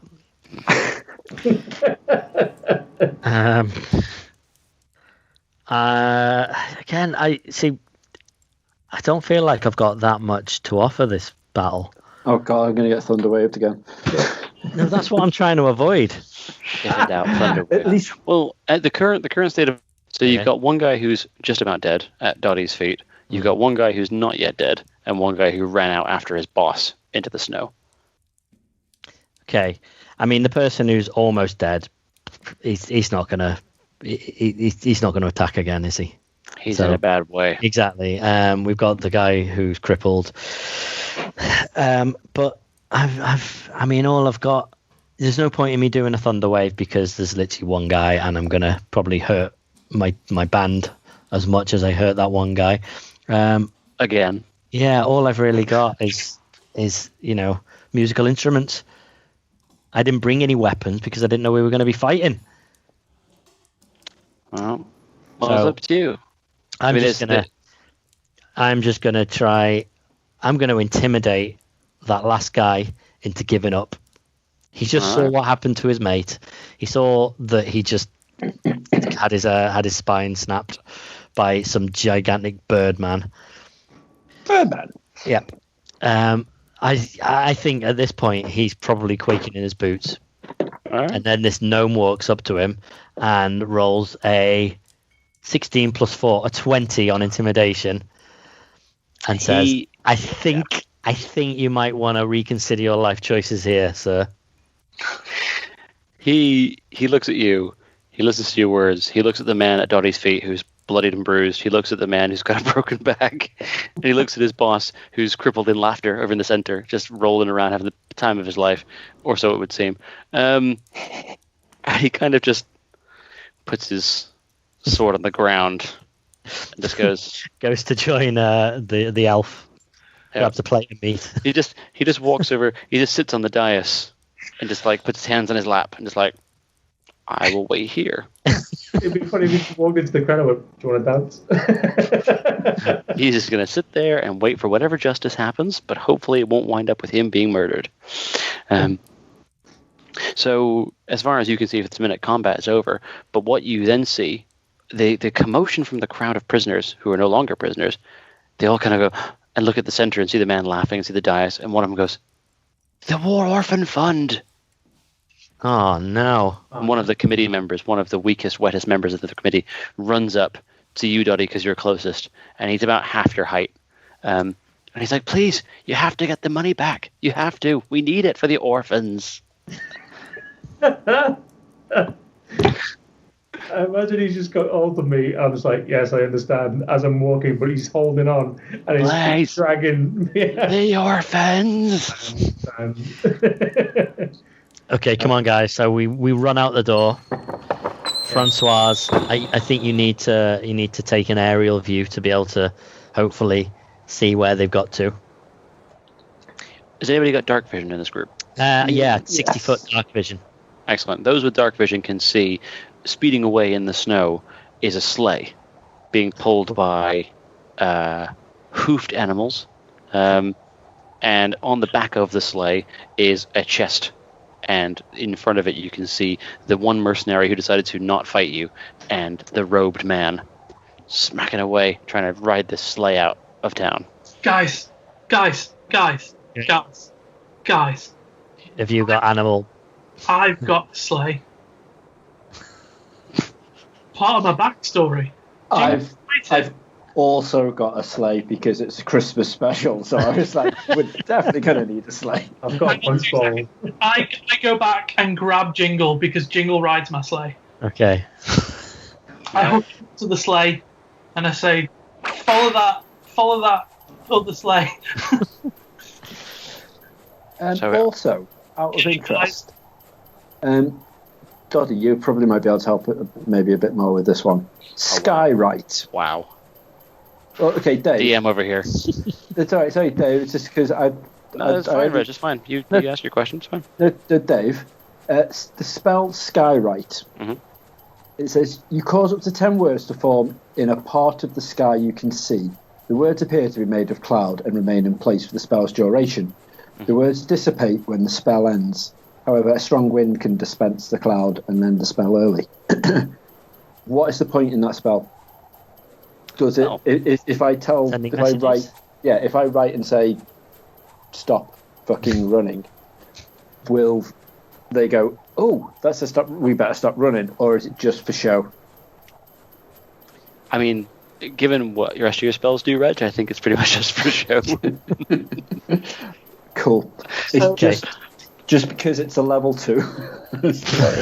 Wanted to know what I'm doing with it. Just so, are we successful in chasing him? Well, we're all in the sleigh right now, yeah. Yeah. Okay. Jingle's pulling us. I cast Thunder Wave behind us, just to give us a good like a Noz boost, and then we just Are you going to warn Jingle first, or is this a surprise for Jingle? Jingle, hold on to your bells. So, Dave, when we get close enough. Well, first off, let me set the scene here, because Dan has turned on the spot, cast Thunderwave behind you, and effectively caused a shockwave to hit the ground, kick up snow up into the sky as your sleigh takes off for a minute, and into the sky, hits the snow, and it's moving at a speed which is not appropriate for a sleigh of this style, very fast. And you've also just caused a lock-in now in that place we've just left, because that wave of snow is just blocked the doors. So they're back to being citizens now. I cast level 1 Thunderwave. I didn't waste a level 2. Dave, I cast Christmas Spirit to ride the sleigh. Oh, and it does. And it's a smooth ride. It's fast, but it's a smooth ride. Have we caught him up now? You are in a traditional car chase style. You are just behind him, just to the side, sort of edging up to close him. Can I cast Skywrite then? And put can I use 10 words? You're on the naughty list. Silly little fucker. Wow. Yeah. It's bold. That's what I just want to write up on there. So you cast it up into the sky, and albeit dark, the clouds are weirdly illuminated, almost magically so, and they see them on there, and the mercenary looks to his patron, and the patron looks at him, and he's like, "Just go do that. Just go get him. Just go get him." And the mercenary's like, just pointing at the clouds, like you can't hear what they're saying, but it seems like the mercenary's saying, "The guy's just written on the fucking sky. I'm not going to go fight these guys." And the patrion's like, "Just go and fight the guys. Go and fight them, or you don't get paid." See the mercenary kind of like go, with that look of like, if you could say anything in this moment, it would be, "I'm not getting paid enough for this shit." And he takes his dagger that he's got in his teeth, buccaneer style, and he sees your sled coming, and he jumps for your sleigh off the back of his. Ooh. Batter up. Why? I'm going to ignore that. I'm going to ignore that whole thing. Well, Doddy, I'm gonna because you said that, and because you're a giant, and you've got a giant club, I'm gonna give you an opportunity attack if you can smack him with your club as he comes in at your sleigh. Bat him away. It is possible. I'm loving this dice tonight. AC21. Yes. I'll have some crossbow in the room. Yeah. Roll with some depth. 8 points of damage. You like Happy Gilmore it, like take a step forward and just swing. So this guy has the knife in his teeth, and begrudgingly he jumps from their sleigh onto yours, and as he's coming in, arms out like that, you see his face change as he sees Doddy winding up for a big swing, and his face goes from aggressive mercenary to, "Oh no," as Doddy whaps him off the side, and you just see him go crashing into the snow as your sleigh rolls away. Does he make a little thwomp? There's a As I say, person-shaped I've got- imprint. I've got 2 words left to skywrite. Can I just write thwomp in the class just behind it? Like a Looney Tunes cartoon, yeah. I'm gonna jump forwards onto Jingle's back to try and get as much as close as I can to the flame. Jingle hasn't been degraded enough, so you're like, I'm gonna ride you there, you little gnome bastard. So while you're Imagine a Goliath on the back of this, like, no. well, yeah, so Big Bad on the sleigh ahead of you turns, and he sees what's going on, and he throws a fireball at the front of your sleigh. Shit. And it hits the corner, and it flips your sleigh because of the speed you're going. So I need each of you, please, to do an athletics check. Okay, does it make a difference that I'm not on the sleigh at this point? I'm on Jingle. He's flipped as well. Everyone's flipped. It's a big boom. Why would he flip? Because he's tiny. If the sleigh's flipped, he's flipped as well. Him. So, did you say Yeah, but he's athletics or attached to it. acrobatics? I mean, it would snap. I will let you roll whichever is higher because it's athletics, but if you're acrobatic, you might be able to pull this off. Okay, Good. good. Acrobatics is +3. Yeah, acrobatics is +3 for me too. That's right. Like, let's go for that one. 15. 12 +3. 15. 15. What am I rolling? Athletics or acrobatics? Whichever's higher. 7. That makes sense if you're mounting a gnome. 14, Francois, okay.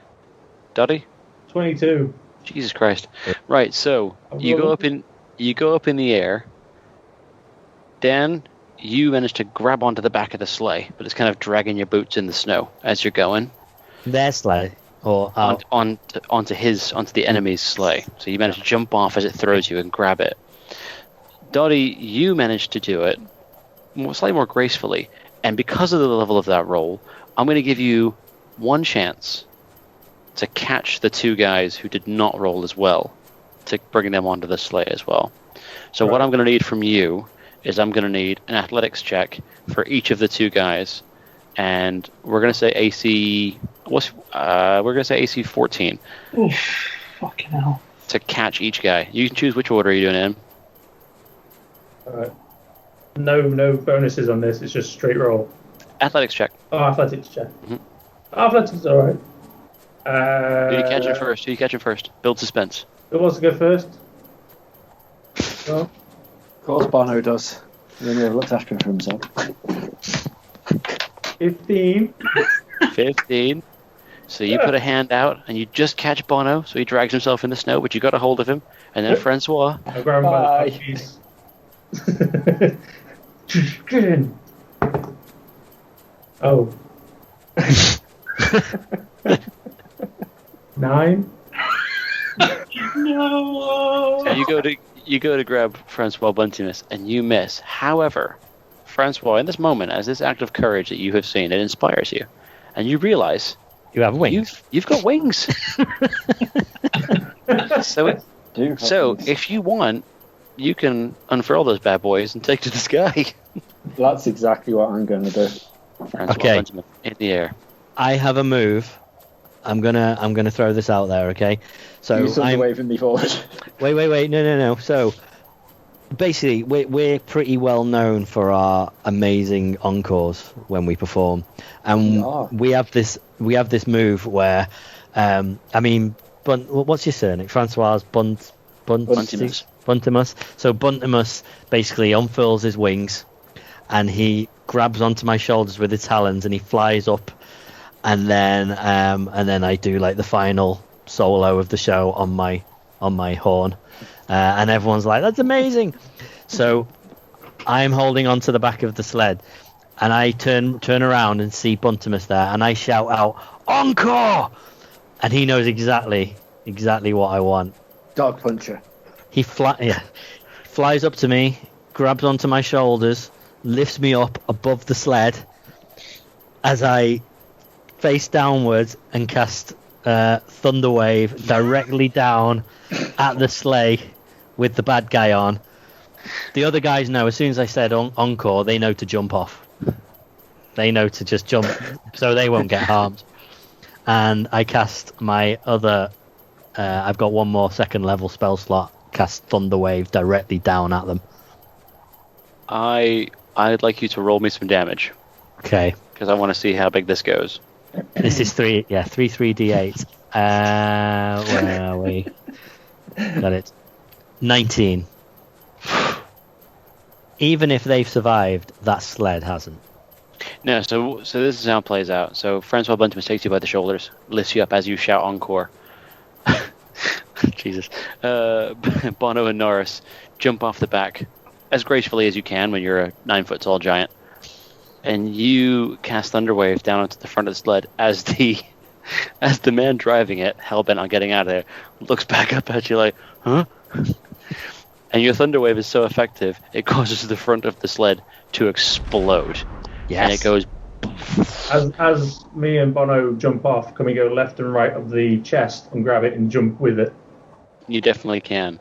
So you take that chest into the snow with you as the front of the sled explodes. And it is a sight to behold as pieces of it go all over. And the man who was driving it is embedded into the earth with a force... You can't make a dexterity saving throw. He's driving a sled. He's taking all that damage. So he gets driven into the ground, and the sled explodes, and you are there soaring just above it. And you are there in the snow with a chest full of treasure, having succeeded in preventing the theft. Unless, of course, you choose to keep this gold, and then the theft continues because you've stolen it all. Before we make that For choice, the orphans, right? guys, before we make that choice, can I just point out, are we all together now by this chest? All four? Yep. The sun is rising in the background. What happened to my magical exploding loot that was getting like violently shaking? Like, Oh, off now. Just take it all out. Well, You still got it. You're still holding it as far as I Yep. was aware. And I've there's said still it that to guy get off the inside who's still laughing inside. So when we take it in, you can pass him the loot, I don't send him on his way, and make it go. I think it's going off. So are you taking this chest back, or... I'm Yeah. going to loot at the chest. Oh dear Lord! I mean, really? Or... And then invite the orphans to come round and actually like Scrooge McDuck it into the No, chest, no, swim in the coin. Who's the strongest of all of us? Strongest. Yeah, I've got plus one with strength. Plus Yeah, 0. +2. Reg, Mm-hmm. what was yours? Plus 1. Okay, I'm gonna hand the violently vibrating magical loot to Doddy, to Doddy's character, and ask him if he can throw it as hard as he can up into the sky.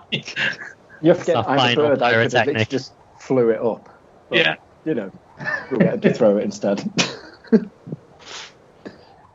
Okay. I'm going to throw it at the remains of the sled, imagining like the guys kind of crawling out of it, just like, I'll kill you, as go, huh? Yeah, I won't make you roll to throw it, because you're a big guy. You can throw a loot if you want to. So you throw it, it lands over the remains of the sled, and the guy who has been put into the ground by Dan's Thunderwave manages to kind of open up one eye and go, huh? As it goes off. So, following the explosion of the Thunderwave on the sled, there's now an explosion of a loot. Which, did you set out to make a magical loot that was explosive? Because that feels like a weird character choice, I'm honest. It's a magical Christmas loot, so there's going to be like candy canes and stuff flying out of it. And pain. Yeah. So, that goes off as a massive All explosion. finished with a big bang. And as you stand there, this wreckage with a chest of gold, you hear the sound of approaching sleds. And roll initiative. No. That's the fun away. Oh, jeez. There are a few. The committee that you recognize from putting on the concert arrive in a very fancy sled, pulled by very ugly animals. Not quite deer, not quite ox, somewhere in between, possibly magical. The kind of thing that only the crazy rich in Faerun would put together. And they slide up. And they say, the chest! You did it! You saved it for the orphans! And they kind of look at you and they go, What? we hope. Yes? Yes? I disguise self and change myself into Father Christmas and be like, it is the most truly magical time of the year, is it not? I put loot back in. I put Jingle back in the cage and say, "You owe me a fucking loot." Will you play an encore for us? Yes. Will we play an encore? Are we still getting paid? Of course. Of course. Yeah. Then sure. I mean, we did just do our encore, but I suppose we could give you one more. Can we have one that's less violent than that one? No promise. We can't promise. You knew what you were getting into when you booked us. We always play to the crowd.